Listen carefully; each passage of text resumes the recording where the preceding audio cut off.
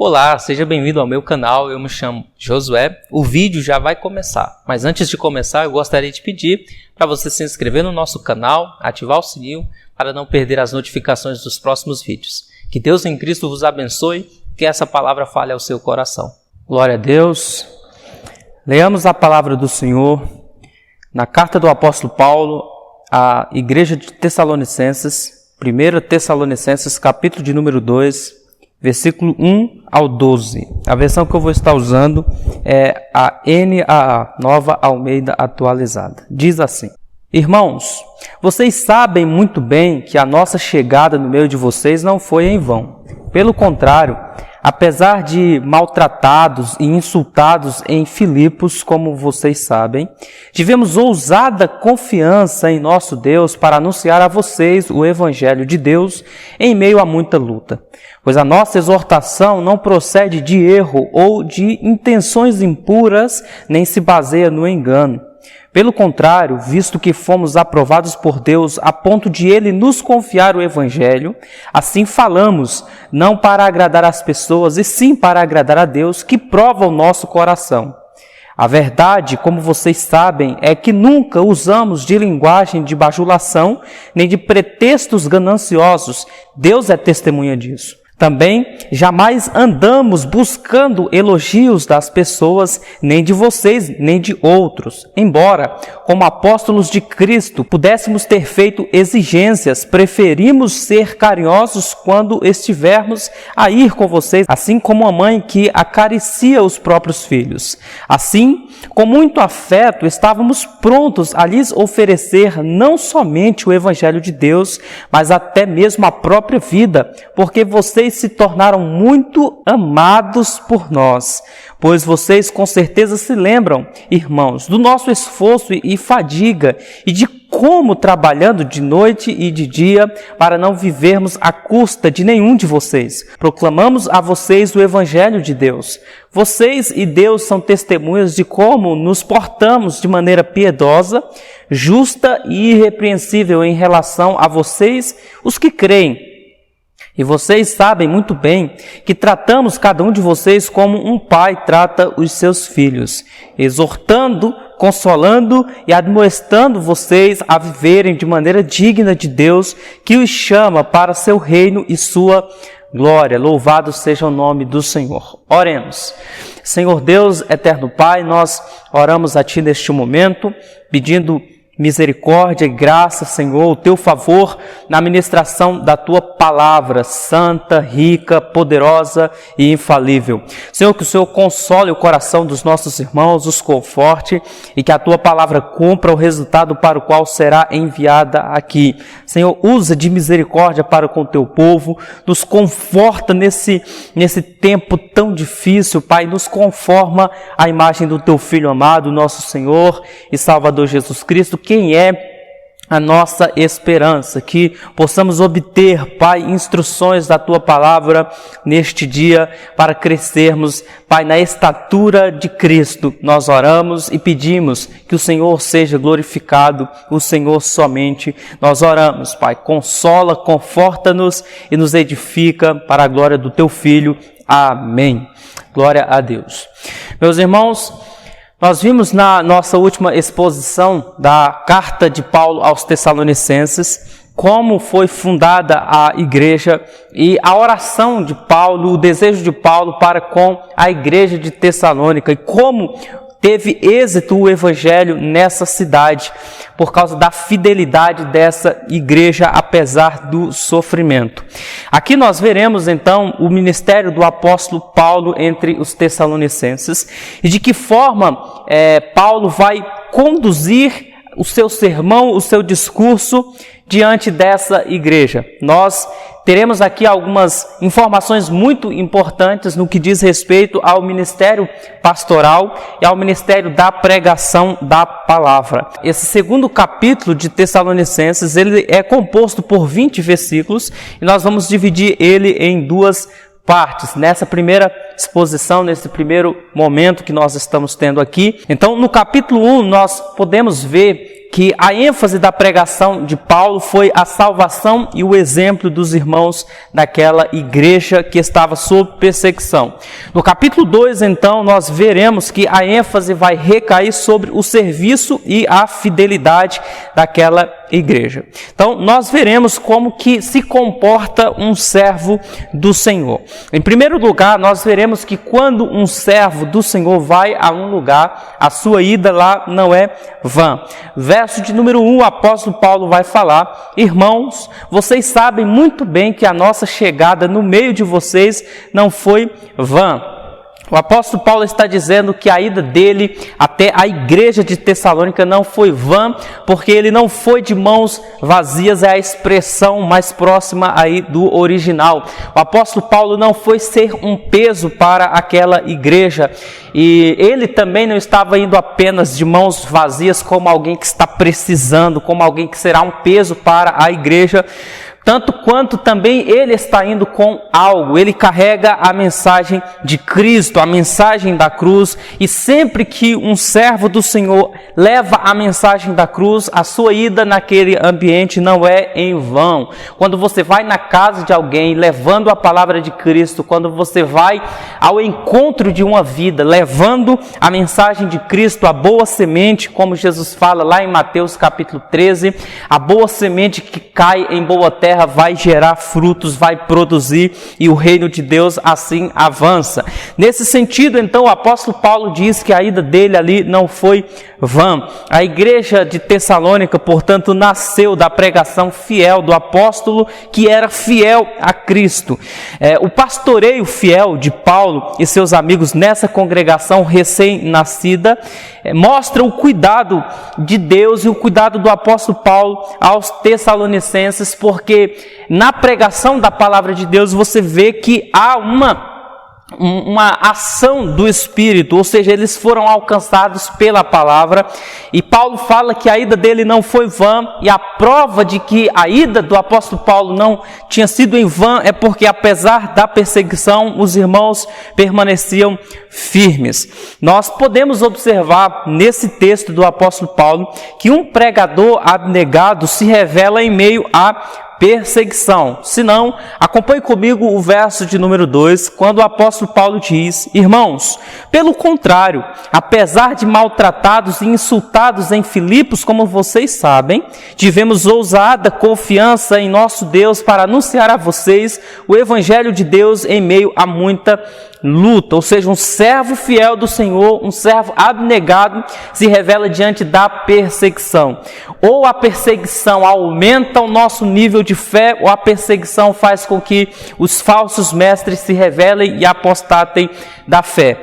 Quando nós vamos lá no livro de Atos, quando é provavelmente o momento em que Paulo está mencionando esse momento de sofrimento e grande trabalho ali em Filipos, nós vamos ver em Atos 16, verso 19 ao 24, que Paulo e Silas vão sofrer perseguição, vão apanhar, porque expulsam um espírito de adivinhação de uma jovem escrava. Eles haviam então sido presos, arrastados à praça perante as autoridades daquela cidade, caluniados, espoliados de suas vestimentas, lançados numa prisão com seus pés amarrados no tronco.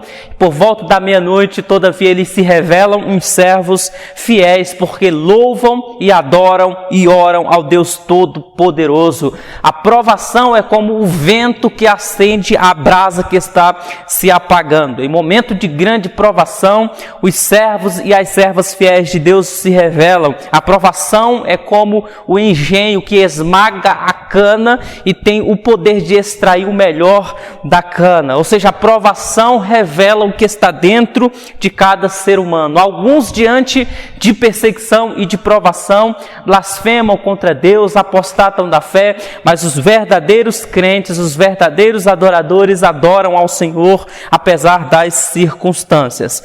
Eles então pregam o evangelho com ousadia, ousada confiança. O apóstolo Paulo vai falar essa ousada confiança aí é o que ele chama de coragem, como fala algumas versões. Ao invés de pararem diante da perseguição, eles foram encorajados. E é interessante notar que cristãos secretos não levam ninguém a Cristo. Se eles se amedrontam e se tornam apenas cristãos nominais, aqueles que se denominam cristãos, mas que não se deixam ser conhecidos pela pregação do Evangelho, pelo testemunho cristão, eles não podem levar ninguém a Cristo. Então o apóstolo Paulo diz, não, nós não nos escondemos, nós pelo contrário fomos enchidos de coragem e levamos o Evangelho às pessoas. Eles não estavam dispostos a se esconderem.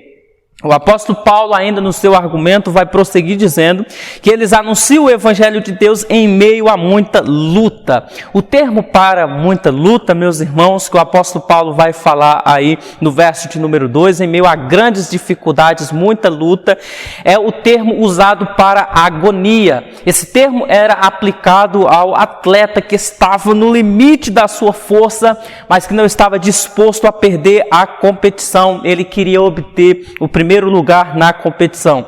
O esforço que Paulo está utilizando aqui junto com os seus companheiros na pregação do Evangelho é pelo prêmio da soberana vocação em Cristo Jesus. Eles não estão dispostos a perder uma alma sequer e por isso eles se esforçam além dos limites. Em algumas passagens o apóstolo Paulo fala que ele se esforçou pregando o Evangelho, trabalhando de noite e de dia para não ser pesado aos irmãos. O apóstolo Paulo, ele chega a trabalhar fazendo tendas para não ser um peso aos irmãos. Quando pregava o Evangelho durante o dia, construía tendas à noite. Quando pregava o Evangelho à noite, confeccionava tendas durante o dia para ele próprio ser responsável pelo seu sustento. Sendo assim, então, o apóstolo Paulo se esforça porque almas valem todo o esforço que nós pudermos fazer. O versículo de número 3, então, o apóstolo Paulo vai falar que em que se consiste a mensagem de um pregador fiel. Ele vai falar, pois a nossa exortação não procede de erro ou de intenções impuras, nem se baseia no engano. Algumas traduções está porque a nossa exortação, a nossa exortação, nosso ensino não procede de erro, nem de motivação desonesta, nem é feita para vos enganar. Em primeiro lugar, em que não se consiste a mensagem de um pregador fiel.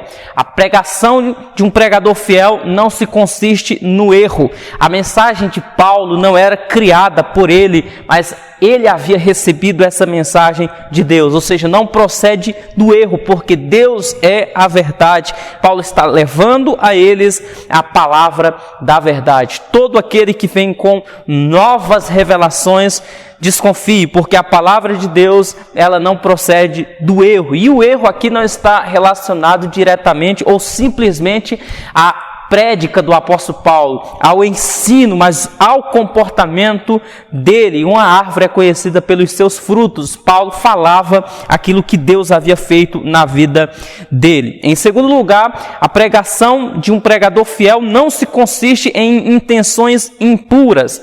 O próprio Paulo, escrevendo à igreja de Corinto, a sua segunda carta, no capítulo de número 4, verso de número 2, ele vai falar sobre essa questão de intenções impuras. Ele diz, pelo contrário, rejeitamos as coisas ocultas que trazem vergonha, não agindo com astúcia nem adulterando a palavra de Deus, e assim, pela manifestação da verdade, nos recomendamos a consciência de todos na presença de Deus. Até porque a própria palavra de Deus nos revela que a palavra, ela vai sondar, vai discernir as intenções do coração. O que Paulo está dizendo é que ele não pregou a palavra de Deus falando uma coisa, mas ocultando uma intenção maliciosa. Hebreus capítulo 4, verso de número 2, fala que a palavra de Deus é viva e eficaz e mais afiada que qualquer espada de dois gumes. Ela penetra ao ponto de dividir alma e espírito, juntas e medulas, e julga os pensamentos e as intenções do coração.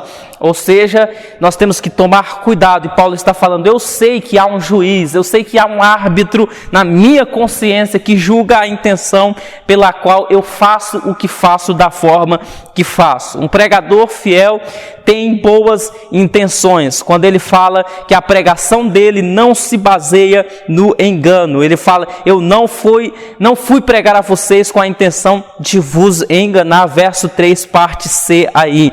O termo grego aí para engano, que é o dolo, tem o sentido de colocar uma isca ou um anzol. Em outras palavras, o apóstolo Paulo não pregava as pessoas com armadilhas de persuasão, prometendo salvação com facilidade, prometendo salvação sem arrependimento. Paulo não é um vendedor astuto.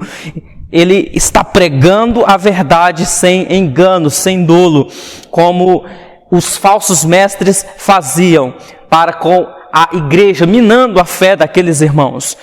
Paulo está dizendo que o evangelho não é produto, que ele não é um vendedor. Está falando, eu não facilitei o evangelho para vocês, ele vai se deixar demonstrar que o que de fato ele está falando se revela nos versículos seguintes. Quando ele vai, então, do versículo 4 ao versículo 6, se identificar como o dispenseiro. Ele vai mostrar, então, por que a mensagem dele não era uma mensagem fácil e que, apesar disso, Deus tinha gerado resultados positivos naquela igreja. Ele vai dizer do verso 4 ao 6 que um bom pregador é como um bom dispenseiro. O pregador fiel, ele é um dispenseiro, ele é um servo. Verso de número 4, o apóstolo Paulo diz assim: pelo contrário, visto que fomos aprovados por Deus a ponto de ele nos confiar o evangelho, assim falamos não para agradar as pessoas, e sim para agradar a Deus, que prova o nosso coração. Primeiro ponto de contato, o pregador fiel como dispenseiro, ele é aprovado por Deus. Quando ele fala, assim como fomos aprovados por Deus, ou seja, quem aprova o evangelho é Deus. Vida com Deus é a base do trabalho para Deus. Na verdade, Deus está mais interessado em quem nós somos do que o que nós fazemos para Ele. Quem aprova o obreiro é Deus. O apóstolo Paulo, em uma outra feita, vai falar que o obreiro deve apresentar-se primeiramente aprovado a Deus e depois à comunidade. O grande problema dos nossos dias é que as pessoas buscam aprovações dos homens e essa aprovação humana eles a têm, em alguns casos, como se fossem aprovação divina. E nem sempre a aprovação divina é a aceitação de todos, é a aglomeração ou multidão. Em muitos casos, os maiores homens de Deus eram solitários e desprezados e até odiados pelas multidões. Então não confunda volume, não confunda likes, não confunda aplauso com aprovação divina. Nem sempre Deus está no meio das multidões. É sempre bom falar à multidão, mas guarde isso no seu coração. O simples fato de multidões nos ouvir não quer dizer que Deus está ali. Também não estou dizendo que o simples fato de alguém ser ouvido por multidões não quer dizer que Deus não esteja com ele, porque senão nós estaríamos excluindo a história da igreja.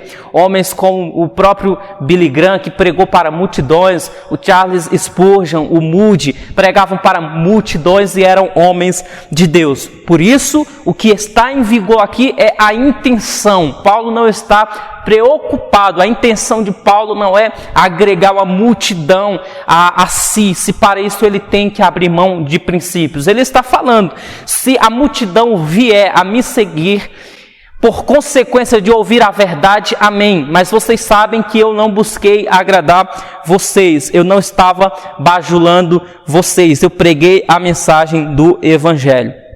Em segundo lugar, o segundo ponto de contato é que Paulo fala, em primeiro lugar, para agradar a Deus, que prova os corações e não as pessoas.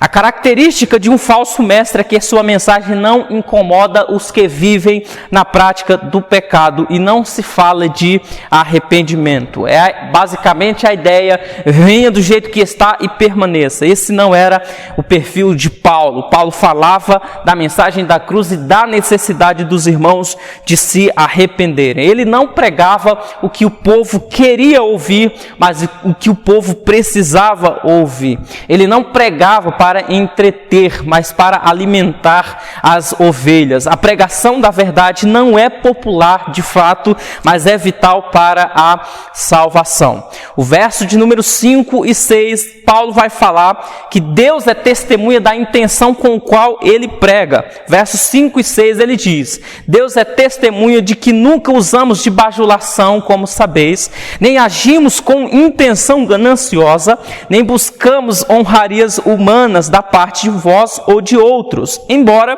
como apóstolos de Cristo, pudéssemos exigir isso da vossa parte.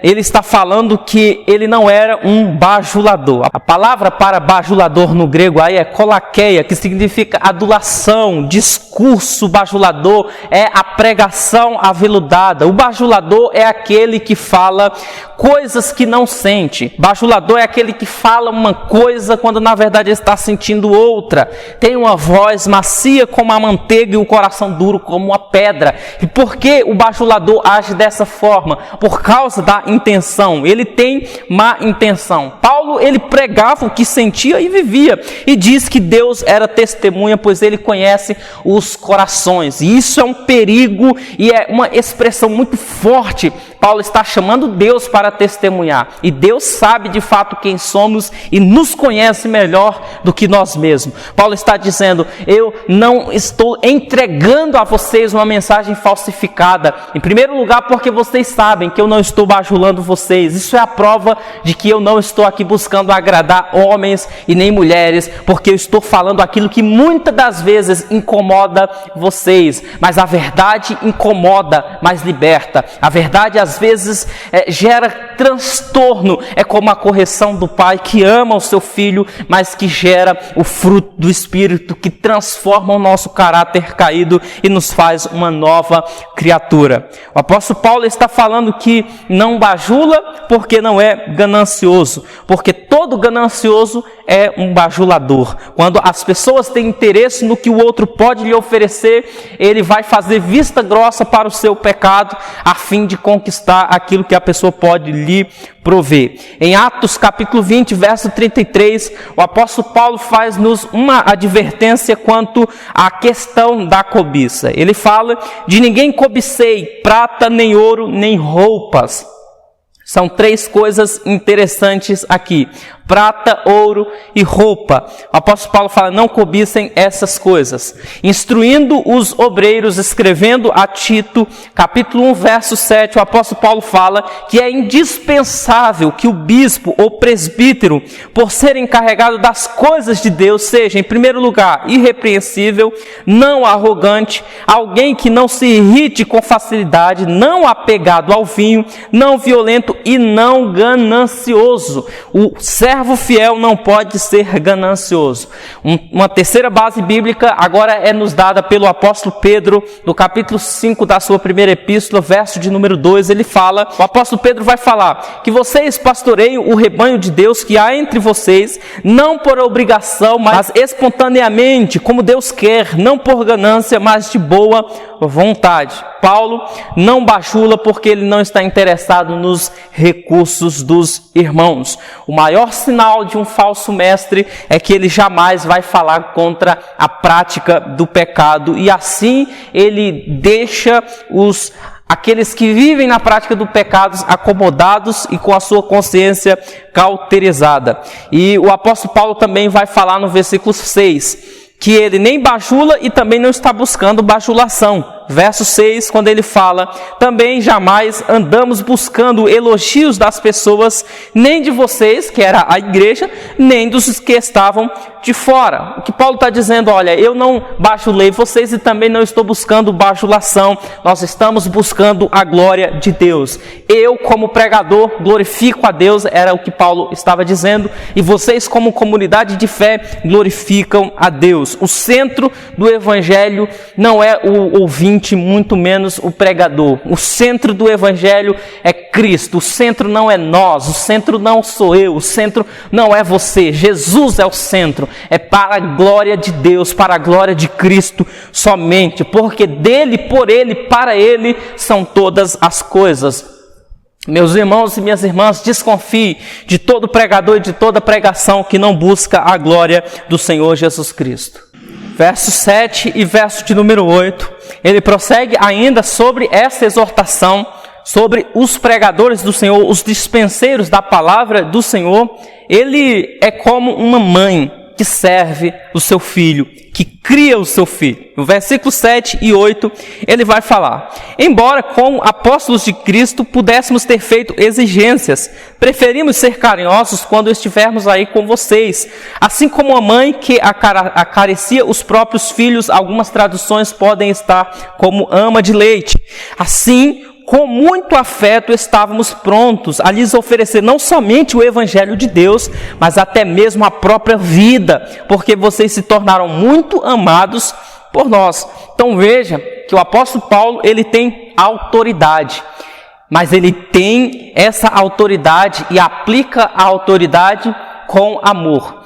Não sei se os irmãos perceberam, mas quando o apóstolo Paulo inicia essa carta, diferente das outras, geralmente quando Paulo vai escrever, ele vai falar: Paulo, apóstolo de Jesus Cristo, segundo a vontade de Deus e de seu Filho. Aqui o apóstolo Paulo simplesmente se apresenta no verso 1 do capítulo 1, Paulo, Silvano e Timóteo à igreja dos Tessalonicenses. Por que Paulo não se apresenta como apóstolos? Como apóstolo de Cristo, porque não havia necessidade de Paulo defender o apostolado dele, defender a sua posição diante da igreja, porque a igreja já o respeitava. Então veja que Paulo, ele tem autoridade, mas ele usa essa autoridade com amor, assim como a mãe. Paulo imita a Cristo nesse ponto aqui, meus irmãos, porque ele está disposto a dar a vida aos irmãos. Ele está disposto, se necessário for, perder a vida, assim como uma mãe está disposta a dar a vida pelo seu filho. A mãe que amamenta, ela oferece parte da própria vida ao seu filho. E é exatamente isso que Paulo faz aos Tessalonicenses, quando no verso 8, vou repetir aqui só para os irmãos perceberem, quando ele fala que assim, devido ao grande afeto por vós, estávamos preparados a dar-vos de boa vontade, não somente o Evangelho de Deus, mas também a própria vida, visto que vos tornaste muito amados para nós. O que Paulo está dizendo é que, meus irmãos, eu vos amo, eu amo vocês, eu tenho autoridade, mas eu quero entregar a palavra a vocês com amor. O pregador fiel, ele pensa antes de liberar uma palavra para os irmãos, não é simplesmente acusando, não é simplesmente apontando. A palavra de Deus, por mais que em algum dos momentos da vida ela nos incomode um pouco, é uma palavra carregada de amor, carregada de afeto. Até a disciplina de Deus é uma disciplina recheada de graça, de misericórdia e de amor. Então o servo fiel, o pregador fiel é como uma mãe. Por mais que o filho esteja no erro, a mãe não chega crucificando, não chega executando juízo, mas procura corrigir de forma amável. A mãe quer que o filho abandone a prática errada, mas não quer abandonar o filho. Assim também é o servo fiel. Ele quer que os membros da comunidade abandonem o pecado, mas ele não está disposto a abrir mão do membro problemático, né? Nós vemos às vezes muitos casos em que homens optam por excluir membros da igreja do que tratar com o problema. Aparentemente, excluir é mais fácil do que tratar o problema, mas quando você ama, você prefere se desgastar tratando o problema, porque uma vida vale muito, uma vida vale todo o ouro do mundo, não se compara ao preço de uma vida. Não somente isso, o apóstolo Paulo prossegue do versículo 9 ao 12, falando que um servo fiel é como um pai. Se um servo fiel é como uma mãe, no sentido de sentimento, de amor, de caridade, de empatia, na comparação com o pai espiritual, o servo fiel é um exemplo de trabalho, de caráter, de comportamento. Vejamos então, versículo 9 ao 12. Pois vocês com certeza se lembram, irmãos, do nosso esforço e fadiga e como trabalhando de noite e dia para não vivermos à custa de nenhum de vocês, proclamamos a vocês o Evangelho de Deus. Vocês e Deus são testemunhas de como nos portamos de maneira piedosa, justa e irrepreensível em relação a vocês os que creem. E vocês sabem muito bem que tratamos cada um de vocês como um pai trata os seus filhos, exortando, consolando e admoestando-vos a viverem de maneira digna de Deus, que os chama para seu reino e a sua glória. Em primeiro lugar, o obreiro, o servo do Senhor, como um pai espiritual, ele trabalha. O apóstolo Paulo, escrevendo aos Coríntios, agora sua primeira carta, no capítulo 4, versículo de número 2, ele fala que e nos fadigamos trabalhando com nossas próprias mãos. Quando insultados, bendizemos. Quando somos perseguidos, suportamos. Mais para frente, quando ele vai escrever a segunda carta dele a essa igreja em Tessalônica, 2 Tessalonicenses, capítulo 3, versos 6 ao 12, Paulo vai falar que ele é como um pai que deve ser tomado como modelo de trabalho. Ele diz: irmãos, em nome do nosso Senhor Jesus Cristo, nós lhes ordenamos que se afastem de todo irmão que vive ociosamente, não conforme a tradição que receberam de nós. Pois vocês mesmos sabem como devem seguir o nosso exemplo, porque não vivemos ociosamente quando estivemos entre vocês, nem comemos coisa alguma à custa de ninguém. Pelo contrário, trabalhamos arduamente com fadiga, dia e noite, para não sermos pesados a nenhum de vocês. Não porque não tivéssemos tal direito, mas para que nos tornássemos um modelo para ser imitado por vocês.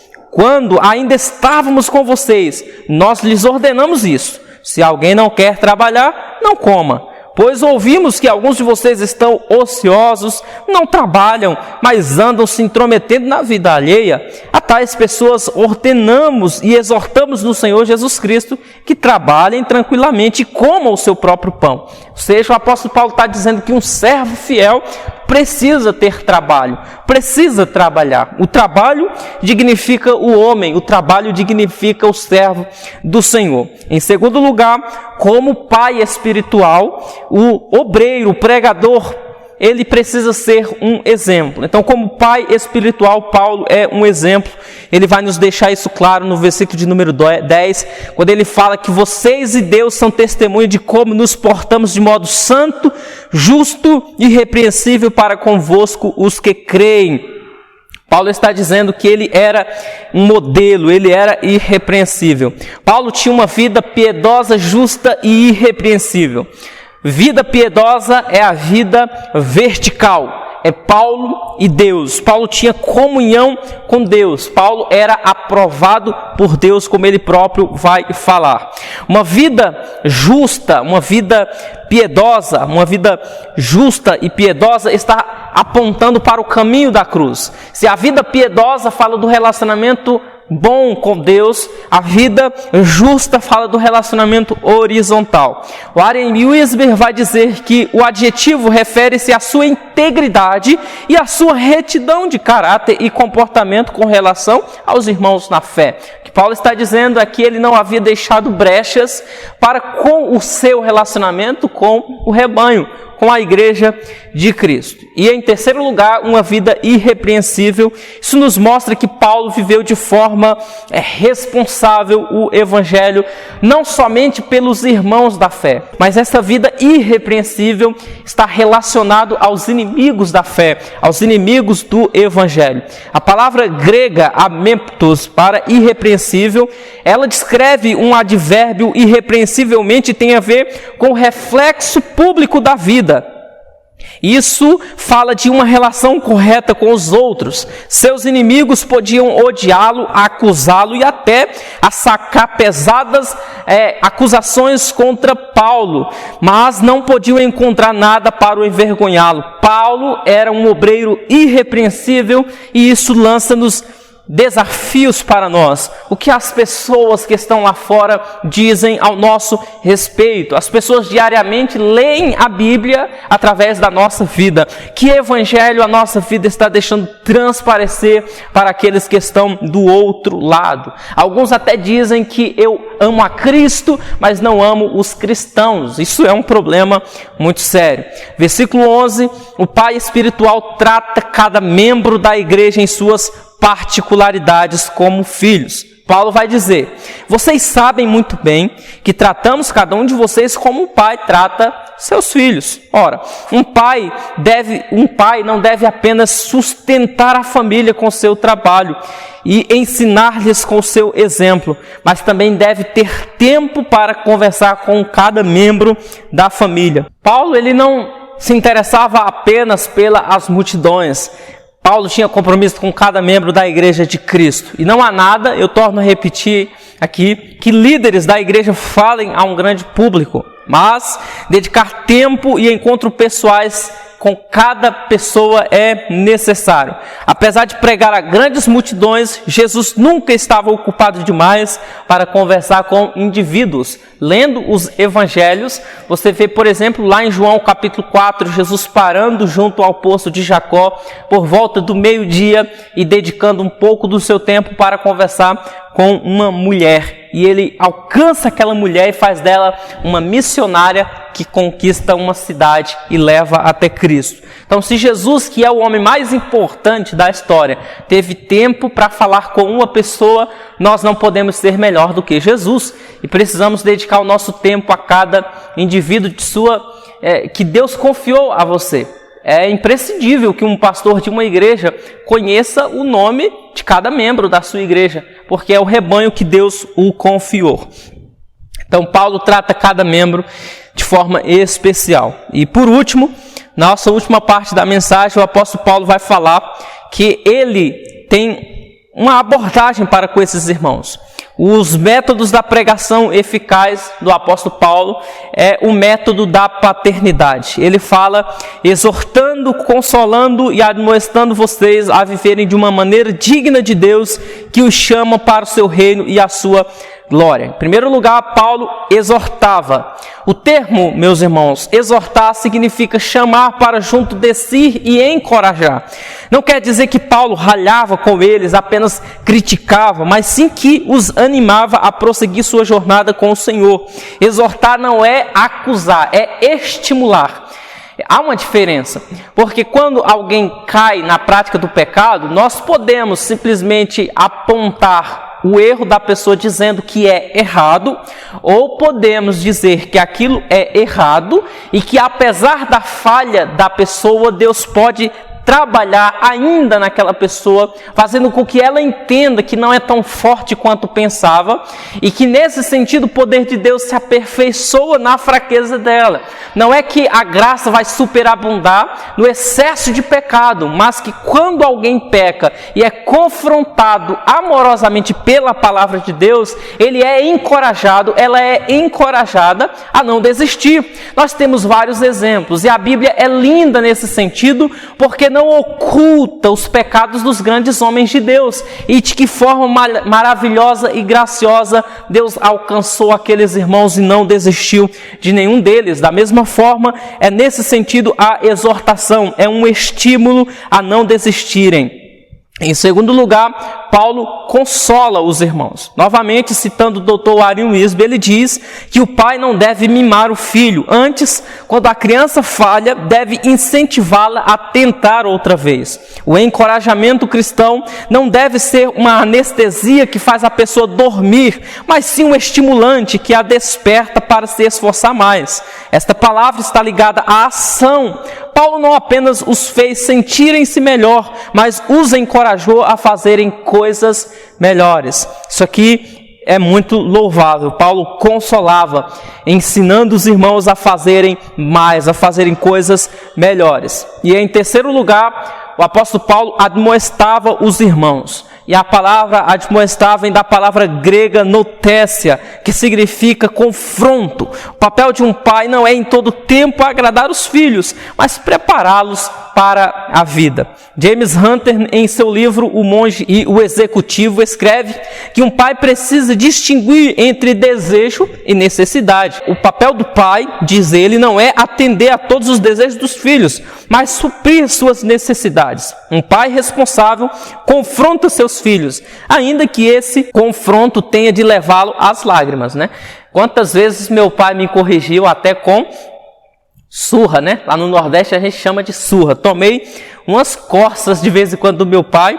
Graças a Deus estou vivo, para a glória de Deus. Isso moldou o nosso caráter, de certa forma, a sermos pessoas melhores, né? Então, por mais que a repreensão, no momento, o filho não entende porque está sendo repreendido.